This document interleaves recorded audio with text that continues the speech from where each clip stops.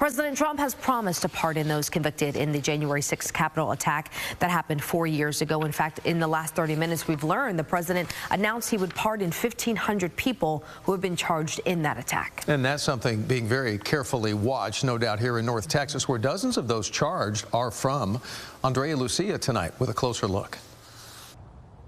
Yeah, we're still waiting to see if these pardons happen, when these pardons happen, and who these pardons might extend to.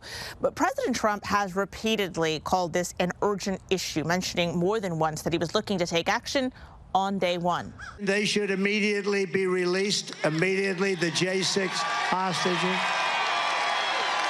Despite comments on the campaign trail, though, the first press release to come out of the Trump White House today listing the president's first priorities made no reference to any pardons.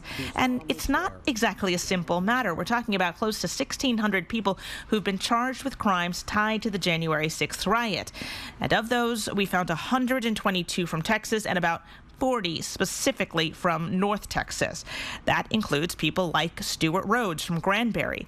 The founder and leader of the far-right group, the Oath Keepers, he was convicted of sedition and sentenced to 18 years, one of the longest sentences handed out.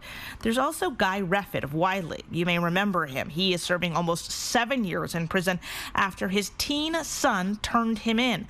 That son recently said in a CNN interview that he is scared of what will happen if his father is pardoned.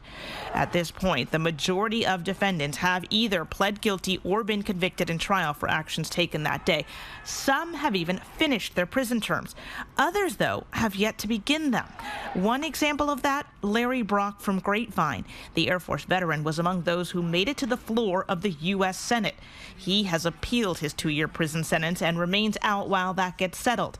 When I reached him on the phone today, he laughed, wished me a good day, and hung up. Well, President Trump has not said that he intends to pardon everyone charged in connection with January 6th. In an interview with NBC's Meet the Press, he said he did feel like some people took things too far, but he hasn't been very clear about where he draws the line. Of the nearly 1,600 people I mentioned earlier, more than 170 have been charged with using items like fire extinguishers and bear spray as weapons. Others have admitted to fighting with police. Andrea Lucia, CBS News, Texas.